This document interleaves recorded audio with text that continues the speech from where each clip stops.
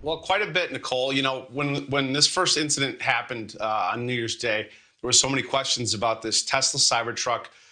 When it came out that it was Matthew Livelsberger, a decorated Green Beret, and his motivations for it. Now, Alicia Arrett, his former girlfriend of several years, is speaking out and ultimately solving parts of the puzzle for us. She said when he reached out initially, it was lighthearted and funny. He even sent her a video of him dancing in the Cybertruck that he had rented and ultimately would. She did. So asked about the writings, and I should state there were writings that were found in two of his phones, and there was also an email that the Sean Ryan podcast received and posted on the internet and on their show. In that email, Livelsberger makes a number of allegations about drones, government surveillance, military missions in Afghanistan, and his wanting to come forward about all of that and make a statement. Asked about it, here is what Alicia Arrett had to say. I don't know all of what he was thinking, but I think two things can be true.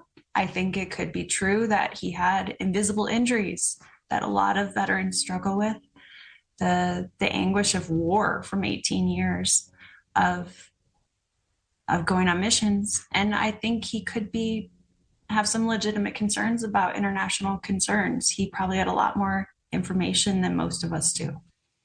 In a retired Las Vegas detective sergeant and current private investigator for Vanguard Intelligence Group, Ashton Pack.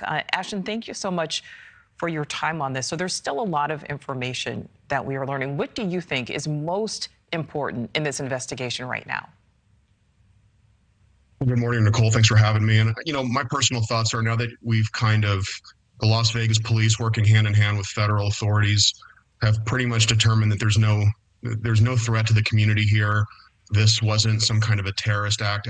In my opinion, it appears to be an unfortunate, glamorous suicide. A man seeking, who was so desperate, needing help, and kind of went out in an over-the-top fashion. I think ultimately now you get this. This is the part of the investigation where the cops, the detectives, the investigators who are working it, they get to slow things down. They get to kind of dig into the communications, the reasons to why, if there is, whatever motive he had there, if it was just suicide. Again, would he have had access to these special access programs talking about advanced technologies or UAPs of things of that nature? It's possible. I don't know. But ultimately now with the investigation showing that there's not a current threat, there's not a terrorism tie, this is the part where you get to kind of dig in, take your time, get the warrants for all the devices, get all the information, collate everything, and then put everything together kind of in like a clean after action report, so we can kind of know why this happened and why this amazingly well-trained, hero of our armed forces did what he did. And you mentioned this, and we know this former DHS official is saying that his actions were not politically motivated, that Livelsberger himself reportedly said the explosion was a, quote, wake-up call. Ashton, why is that potentially so important? Well, it goes to show that there's no, he wasn't trying to hurt people. I've had several media contacts on this event, which occurred on our New Year's Day here in Las Vegas. And I'm very safe to say that if this man wanted to kill people, we would have had a very bad event here in Las Vegas. He is a highly trained soldier, and he is literally, that team, the Green Berets, Special Operations Command, they're literally the tip of the spear of the United States military apparatus. So it's important to know what his motives were, what his thoughts were, because we don't, the problem here is you don't want to see anyone else try to replicate what he did. And we have to think of the mental health well-being of all soldiers, but especially those men who are doing the most dangerous, most aggressive forms of enforcing national security interests for the President of the United States and our country. Things that, our grandkids might be able to read about when it's declassified 50 years down the road. Their mental health is very important, and we do not want to see individuals like this snap or lose their self-control. Yeah, and as he was an active duty military man. He was a Green Beret, awarded 2 Bronze Stars. He was on approved leave. Apparently at one point he was dubbed the Candyman by Afghani kids during his tour there. How do we dig into what would have made him turn to this type of action? You're going to have to get into the devices. In today's modern age, everything happens on the iPad, the iPhone, the smartphone, the computer. the federal government is going to have to, the FBI having a really good working relationship with the Army investigators.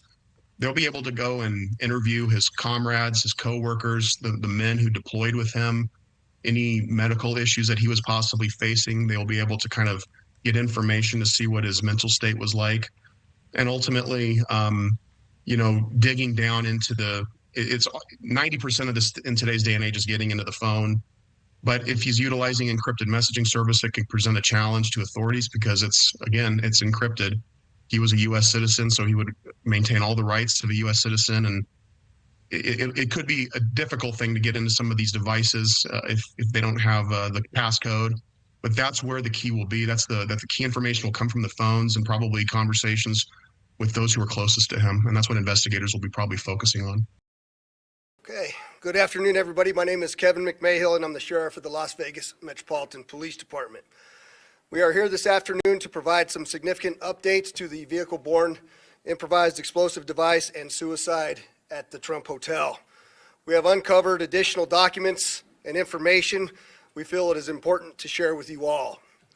I will reiterate again, however, to you that with this new information comes more questions than answers.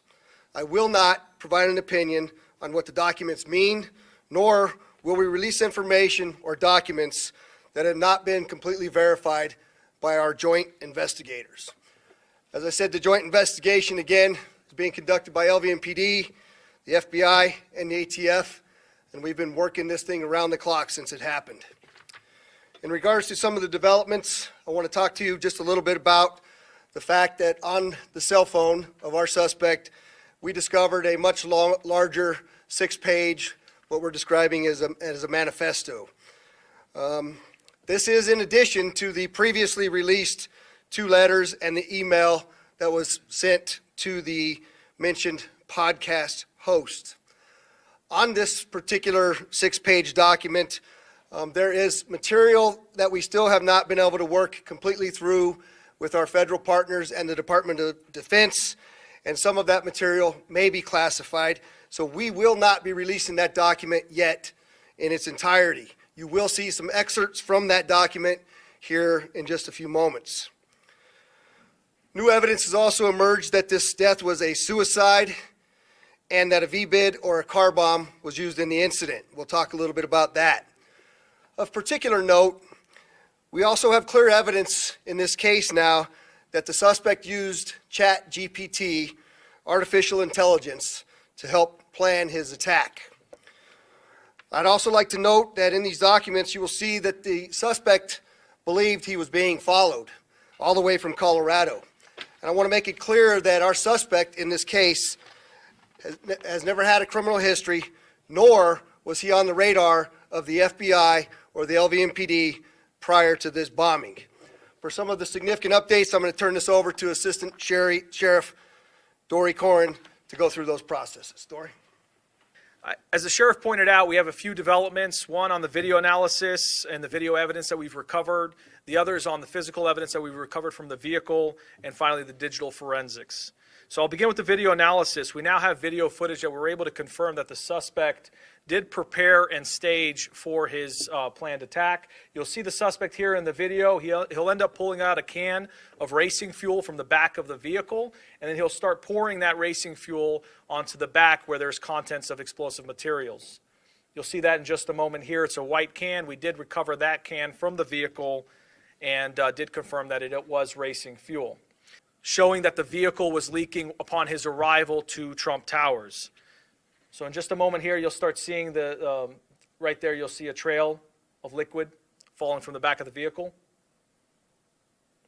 And you'll see a before and after comparison in just a moment of the valet right before he drives onto the valet area and after, which will show you the fuel leaking from the vehicle. The other thing is there's a video here that we're going to show you that will show that his hands are on the steering wheel as he's driving up to the valet. There was some conversation about whether the vehicle was in self-driving mode. We've already addressed that in terms of the technical data that we collected, but also you can see that his hands are on the steering wheel as he's pulling up. And then finally, we're going to show a video here, and ATF will elaborate on this a little further in their briefing, but of the explosion that occurs. You're going to see frame by frame, you'll see an initial flash prior to the larger explosion. So we'll pause right there. That's the initial flash that happens right before the large explosion. You're going to see a still in a moment. Right there's the initial flash. And then following that is the large explosion. The other thing that you're seeing circled in red there is, we believe, fumes from all of the racing fuel that was poured inside the vehicle and on the back. It ignited first, which is consistent with the briefing that you're going to get from the ATF on how the actual explosive materials were ignited. The next area I want to talk about briefly is the physical evidence recovered from the vehicle. There were 3 cart casings, 50 caliber expended cart casings that were recovered. You can see images from the forensics there. What's very important about these cart casings in terms of what happened in that vehicle, 2 of the cart casings had primers that were burned out due to the intense heat. This is consistent with the type of explosion that we believe occurred, and again, ATF will expand a little bit more on that. However, 1 of the 3 cart casings, as you can see, shows that the primer was punched, which basically means that it was shot through a gun, which is consistent with what we believe happened, that he ended up using the firearm to commit suicide. Continuing on the digital forensics, well, actually, I will just reference that. When he talks about the Grand Canyon, that was on December 31st. We don't know exactly why he changed his plans from going to the Grand Canyon to potentially launch off of that glass skywalk, and why he chose Trump Towers. We're still looking at that. But ultimately, as we all know with what happened, there was a change in plans, and he showed up here at the Trump Towers on the following day on January 1st. Now, moving on to that 6-page manifesto that the sheriff talked about. This document was found as part of the digital forensic analysis of his phone. There's a variance of grievances and a constant evolution of his plans or intents of what he wanted to do. There's mentions of political and social and cultural issues, to include criticism of the current administration. He also does write in there that he was super high on weed and drinking, which we are still working to confirm. And then he discusses the Cybertruck being used as a vehicle-borne improvised explosive device. He also says that he has graphic encounters from his military experience that replay in his head over and over, and that now he feels like he's a shell of a human being with nothing to live for. This is important not only because it points out the suicidal component, but it also talks about the mental health that he was dealing with, mental health issues that he was dealing with. Just continuing on that manifesto, a few other excerpts for now is he discusses the concerns about the withdrawal from Afghanistan and losing his teammates, which again builds upon that potential PTSD that we're referring to. He does transition at some point and talks about being concerned of the media labeling him as a terrorist, and that he had no intent on killing anyone else aside from himself. But finally, one of the last points in there, because this constant flow back and forth of different thoughts, he does talk about his intent to make this as public as possible, and that he is loaded up on boom and quotations and fireworks for New Year's. Our preliminary assessment includes the following. An explosion did occur with up to 60 plus pounds of pyrotechnic material. This is an explosion and not a detonation. At this time, there has been no purchase records or physical evidence recovered from the scene that indicate any type of remote control, remote detonation, or sophisticated timed initiation system was used. The initial explosion is a fuel air explosion. It in turn ignites the fireworks and other explosive materials that were inside the Cybertruck. Just to draw some attention to the video evidence, if you can go to like the very first frame, you just had right there. So that initial flash point is consistent with the area of the driver that was found in that vehicle and the self-inflicted gunshot wound. That is consistent from our belief that muzzle flash alone could initiate this fuel air explosion. And other entities about what it is that we know and how it is that we know it, which is exactly why I'm going back to releasing the information. When we know that we're not going to compromise sources and methods of the way information is obtained, we have been leaning forward in releasing every single document that we possibly can, and we will do that as long as it doesn't endanger anybody's lives moving forward. So we'll continue to do that. But yes, 100%. I think why, obviously his writings and what's on the phone are important to figure out why we're here today. But when we talk about the document that was sent to the podcasters and his other writings, why is that important? Why do we, I mean, obviously we want to see it, but why does that matter in your investigation? Yeah, the question is should we have been able to track the fact that he was using AI for what he used it for? And I don't think that capability exists as we sit here today. Kristen, I know you had one last. This will be the last one. Okay.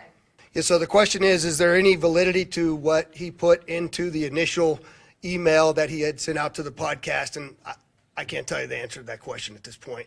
There's a number of, I'm sorry? The FBI? Would you want to comment on it? Spencer Evans, Special Agent in charge of the FBI's Las Vegas division. In terms of a question about the validity of what Livelsberger put out to the public, either in the two-page manifesto or additional documentation we're discovering, we're not speaking to the content. I can say, as Sheriff Corrin described and others, it runs the gamut. I mean, he's talking about feeling that he was, surveilled, guilt. You can tell there's, some anguish there, some frustration with the government. I mean, there's a whole host of things. So we haven't gotten into, what's legitimate, what's not. The only thing that, out of an abundance of caution, in as much as there's Department of Defense equities that speak to sources and methods or something else that would endanger folks overseas, that's not being released. But beyond that, we haven't vetted any of his writings to determine, what's legitimate and what was in his own head. Yeah, including, he alleges a variety of things, and we haven't gotten into the weeds on any of that. That podcast email is him. Yeah, so we have confirmed that the document that he sent to the podcast, we know that he was the one that sent that document. That's correct.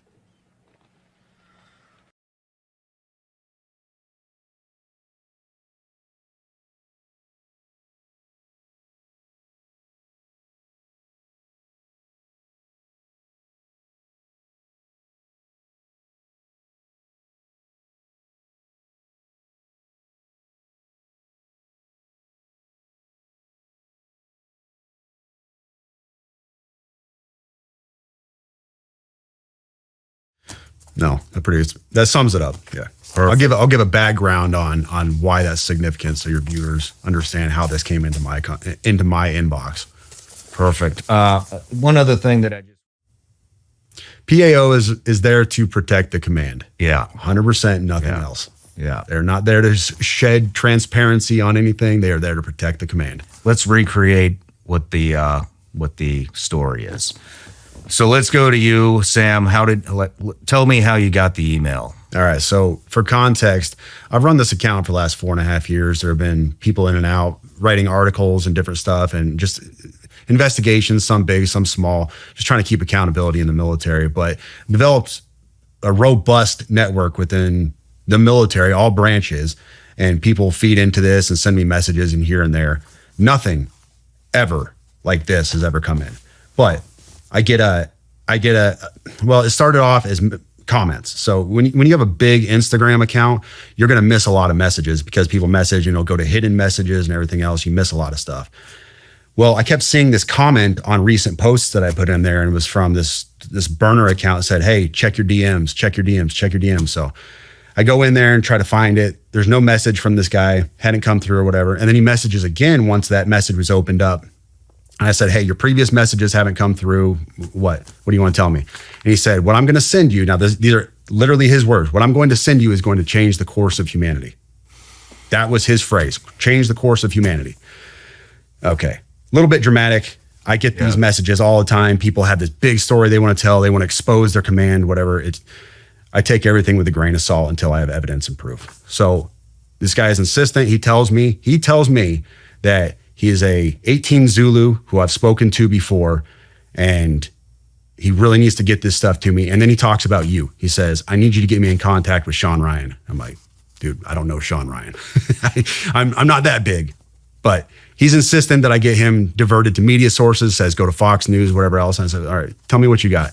So I give him my Proton email account, give him my signal number, and he reaches out immediately, and I'm going to read this initial message for you because this doesn't have names or anything else on it, but this was his message on Sunday.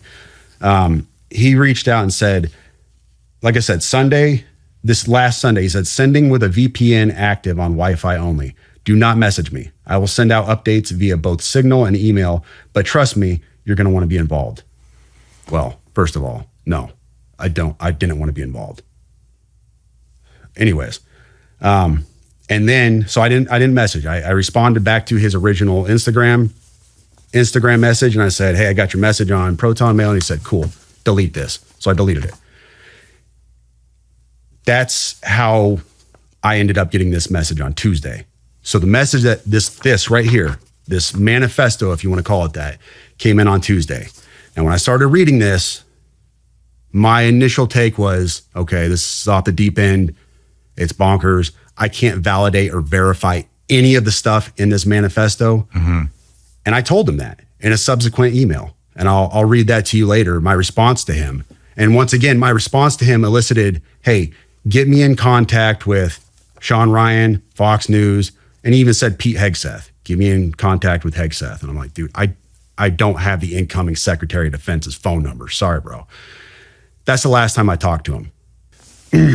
I told your producer about this as well. But this was a post I made on Twitter. I was just trying to be humorous, off the cuff. It was, I didn't mean anything about it. I was just being humorous for my audience. I said, my inbox was especially eventful today. Allegations of war crimes, government anti-gravity technology, and fears about being tracked and watched by the feds. It's always, the world is ending and I have this information that needs to get to the media, and never, how you doing, brother? Everything all right? I was just playing off of a meme. Mm-hmm. It was just supposed to be a joke. That was the body of his email that he sent me. And I didn't think anything about it. I didn't know who Matt Berg was, Matt Livelsberger, or anything else. He told me who he was in the email. He pointed me to his LinkedIn account. I didn't know any of this stuff. And I was just kind of being humorous with my audience. Like, I get these crazy messages sometime.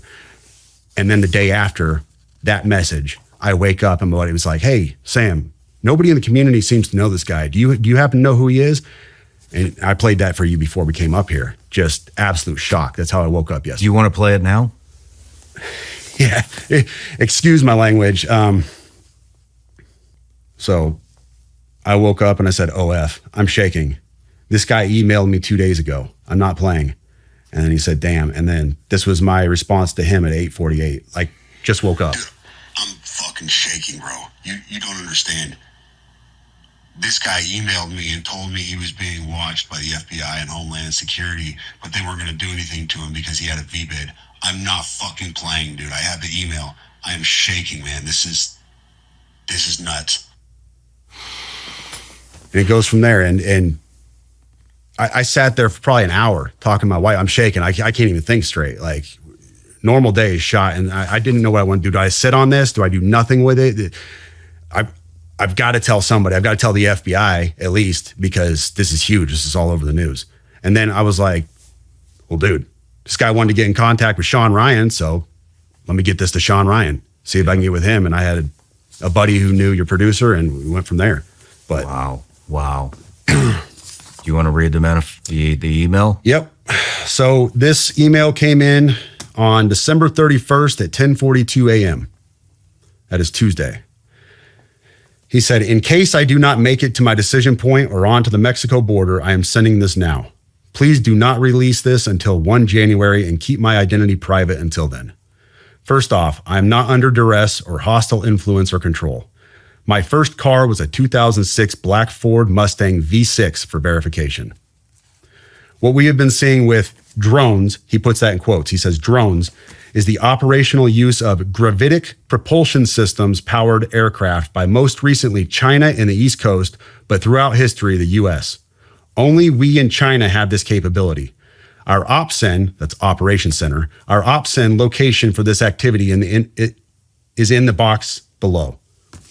China has been launching them from the Atlantic from submarines for years, but this activity recently has picked up. As of now, it is just a show of force, and they are using it similar to how they used the balloon for SIGINT and ISR, which are also part of the integrated comms system. There are dozens of those balloons in the air at any given time. The so what is because of the speed and stealth of these unmanned aircraft. They are the most dangerous threat to national security that has ever existed. They basically have an unlimited payload capacity and can park it over the White House if they wanted. It's checkmate. U.S. government needs to give the history of this, how we are employing it and weaponizing it, how China is employing them and what the way forward is. China is poised to attack anywhere in the East Coast. I've been followed for over a week now from likely Homeland or FBI, and they are looking to move on me and are unlikely going to let me cross into Mexico, but won't because they know I am armed and I have a massive V-bid. Let me pause right there for a second. So he says a massive V-bid. When I was talking to the FBI yesterday, they didn't know what a V-bid was. I had to explain what that acronym meant, literally. You fucking serious? Dead serious. I said it twice and he goes, you said that word V-bid. Can you tell me what that is? For your audience, a V-bid, for your audience who has not been in the GWOT for the last 20 years, a V-bid is a vehicle-borne improvised explosive device. In layman's terms, a car bomb, what we saw at Trump Tower. So backing up, he says, I am armed and have a massive V-bid. I've been trying to maintain a very visible profile and have kept my phone, and they are definitely digitally tracking me. Here's where he gets into the other stuff. And this is where we had to redact the names. Well, your producer redacted the names. I have knowledge of this program and also war crimes that were covered up during airstrikes in Nimruz province, Afghanistan in 2019 by the admin, DOD, DEA, and CIA. I conducted targeting for these strikes of over 125 buildings. 65 were struck because of civcas, that's civilian casualties, that killed hundreds of civilians in a single day. U.S. FORA continued strikes after spotting civilians on initial ISR. It was supposed to take 6 minutes and scramble all aircraft in CENTCOM. The UN basically called these war crimes, but the administration made them disappear. I was part of that cover-up with U.S. FORA, an agent, redacted, of the DEA. So I don't know if my abduction attempt is related to either. I worked with redacted IO staff on this as well as the response to Bala Murghab. Redacted commander at the time, redacted can validate this. You need to elevate this to the media so we avoid a world war because this is a mutually assured destruction situation. Then he says, for vetting, my LinkedIn is Matt Berg or Matthew Livelsberger, an active duty 18 Zulu out of 110, that's 1st Battalion, 10th Special Forces Group. My profile is public. I have an active TSSCI with UAP, USAP access. What is USAP? Do you know what that is? I don't know what that is. But I checked his credentials on LinkedIn. So that was the first thing I did. I went to his LinkedIn page. First thing I noticed was all of his bona fides were in place. He has all the UAS training from USASOC and everything else. And so I said, okay, at least the guy knows what he's talking about with drones. That was a very rough dig into the guy. But my issue was I couldn't validate or verify any of this information. And I told him that. And how I responded to him was in a subsequent email. I said, this is obviously a very big deal, but I don't have anything to verify this information with. Talking about gravitic propulsion systems without evidence just makes me another UFO talking head. Like, I'm not going to go on my social media page and start talking about UFOs and anti-gravity systems and everything. I don't know what you're talking about. I can't. And he said, can I get on Fox News Contact on Signal as well as Sean's show? Hegseth would be good too. That was his last message to me. Wow. Yeah. You know, the thing is, what is a gravitic propulsion system? To be honest with you, it is a fancy term you're going to find in science fiction. You won't find it in any, as far as I know, you won't find this in any kind of official manual or, scientific research. This is all science fiction. So, but what struck me is his use, what strikes me now, not then, but what strikes me now is his use of a very specific term that nobody else would call it. If you asked me, I would say an anti-gravity propulsion system. That's how I would describe it because I don't know this stuff. He said gravitic propulsion system. We looked that up last night too, and all we could find was same thing, science fiction type stuff. But, there are some things that line up. One is, like I had mentioned, which shows that self-radicalization, lone wolves are back and they're ugly and we better be ready for more of them. But the Vegas attack raises questions that are unique to it. Did he act alone? Is there something more here? Especially with what he said in the alleged manifesto. There's something that caught my eye and our guests as well. I got former CIA, FBI, and a Pentagon intelligence person who knows a lot about drones. Is this just a mentally unstable guy who was making things up? Or Is there more here? And now I turn to better minds instead of just open conjecture. Former CIA and FBI Special Agent Tracy Walder and the man who ran the Pentagon's unit that studied UAPs, what we call UFOs now, my friend Luis Elizondo. All right, so let's unpack what we know and what we don't know. Tracy, the suggestions that he may not have been working alone, his social media accounts were changed after the event, and that he's putting out this manifesto. Do you believe that this was some larger concerted action, or do you believe that this is really just speculation wanting for any real proof? Well, thank you for having me, Chris and Luis. I hope you do serve in the administration.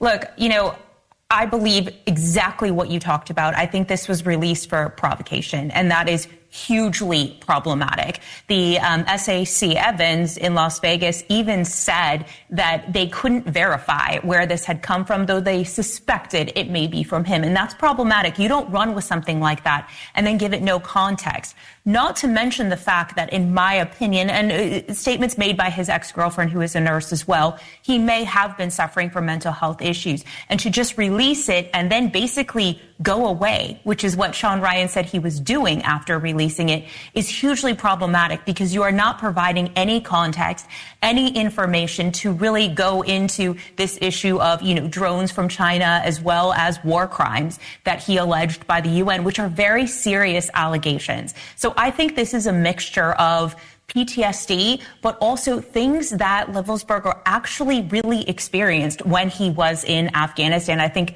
the most heartbreaking part of this is him trying to almost absolve himself of the lives that he took. Yeah, I mean, look, you got to respect his service. And we all know in this conversation right now how much unspoken truth there is about what we demand of men and women who do the jobs in the theater of war, and what they come home with and what gets respected and what doesn't. However, Tracy, do you have any reason to believe that he had any kind of position back here at home that would have availed him of any information like what he suggests? Look, in my opinion, no. So I was speaking before about the fact that I was the very first person at the CIA to fly armed drones into Afghanistan. And look, I could see that people might think that program was crazy, right, at the time in 2001. Now it's our norm. Right? He was working on mechanics of drones, as well as some of the electrical of drones. I do not believe doing that would have given him access to what he's alleging. He's also talking about how, they had no payload capacities.